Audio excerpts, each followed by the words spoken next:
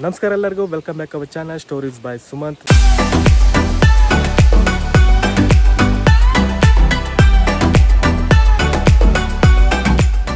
ನೋಡ್ತಾ ಇದ್ರಲ್ಲ, ಇದೇ ಲಕ್ಷ್ಮೀ ನರಸಿಂಹ ದೇವಸ್ಥಾನ. ಇದು ಆರ್ನಹಳ್ಳಿ ಹಾಸನದಲ್ಲಿರುವಂಥದ್ದು. ಈ ಸ್ಥಳಕ್ಕೆ ಹಾಸನದಿಂದ 36 ಕಿಲೋಮೀಟರ್ ಆಗುವಂಥದ್ದು ಹಾಗೂ ಹಸಿಕೆರೆಯಿಂದ ಈ ಸ್ಥಳಕ್ಕೆ 8 ಕಿಲೋಮೀಟರ್ ಆಗುವಂಥದ್ದು. ಈ ದೇವಸ್ಥಾನ ನೀವು ನೋಡಿದರೆ ತ್ರಿಕೂಟ ಶೈಲಿಯಲ್ಲಿ ಇರುವಂಥದ್ದು.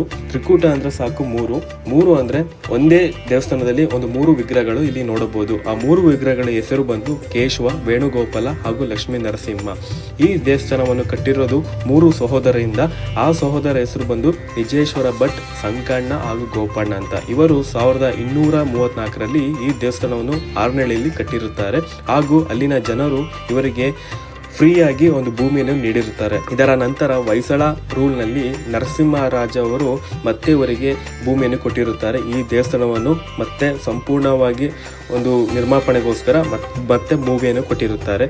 ಹಾಗೂ ಈ ದೇವಸ್ಥಾನ ಮೊದಲು ಕೇಶವ ದೇವಸ್ಥಾನ ಅಂತ ಕರೀತಿದ್ರು. ಇವಾಗ ಇದು ವೇಣುಗೋಪಾಲ ದೇವಸ್ಥಾನ ಅಂತಲೂ ಸಹ ಕರೀತಾರೆ. ಈ ದೇವಸ್ಥಾನ ಬಂದು ಒಂದು ವೀರಶೈವ ಸ್ಟೈಲಿ ಆರ್ಕಿಟೆಕ್ಚರ್ ಅಲ್ಲಿ ಕಟ್ಟಿರುತ್ತಾರೆ. ಹಾಗೂ ಈ ದೇವಸ್ಥಾನ ಒಳಭಾಗದಲ್ಲಿ ಮೇಲ್ಚಾವಣಿಯಲ್ಲಿ ಒಂದು ಸುಂದರವಾದ ಹೂವಿನ ಅಲಂಕಾರ ನೋಡಬಹುದು. ಆ ಹೂವಿನ ಅಲಂಕಾರ ನೋಡುತ್ತಾ ಕೆಳಗಡೆ ಒಂದು ಸಣ್ಣದಾದ ಮಂಟಪ ಇದೆ. ಆ ಮಂಟಪ ಒಟ್ಟು 3 ವಿಗ್ರಹಗಳಿಗೆ ಒಂದು ಕನೆಕ್ಟಿವಿಟಿ ಆಗಿರುವಂಥದ್ದು. ಇಲ್ಲಿನ ಜನ ಹೇಳುತ್ತಾರೆ, ಪುರಾತನ ಕಾಲದಲ್ಲಿ ಆ ಮಂಟಪ ಮೇಲೆ ಪೂಜೆ ಮತ್ತೆ ಒಂದು ನೃತ್ಯಗಳನ್ನು ನಡೀತಿತ್ತು ಅಂತ ಇಲ್ಲಿನ ಜನ ಹೇಳುತ್ತಾರೆ.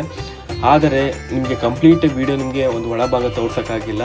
ಸೊ ಒಂದೊಂದು ದೇವಸ್ಥಾನದಲ್ಲಿ ಒಂದು ವಿಡಿಯೋ ಪರ್ಮಿಷನ್ ಸಿಗೋದಿಲ್ಲ. ಸೊ ಹಂಗಾಗಿ ನಿಮಗೆ ಕಂಪ್ಲೀಟಾಗಿ ನಿಮಗೆ ತೋರ್ಸೋಕ್ಕಾಗ್ತಿಲ್ಲ. ನೋಡಿದ್ರಲ್ಲ ಪ್ಲೇಸ್ ಯಾವ ರೀತಿ ಇತ್ತು ಅಂತ. ಐ ಥಿಂಕ್ ಈ ವಿಡಿಯೋ ಏನಾದ್ರು ಇಷ್ಟ ಇದೆ ದಯವಿಟ್ಟು ಲೈಕ್ ಮಾಡಿ, ಶೇರ್ ಮಾಡಿ. ಹೊಸಬರಾಗಿದೆ ದಯವಿಟ್ಟು ಸಬ್ಸ್ಕ್ರೈಬ್ ಆಗಿ ಅಂತ ಕೇಳ್ತೀನಿ. ಮತ್ತೆ ಸಿಗ್ತೀನಿ ಬೇರೆ ವಿಡಿಯೋ ಜೊತೆಗೆ. ಅಲ್ಲಿವರೆಗೂ ಥ್ಯಾಂಕ್ ಯು.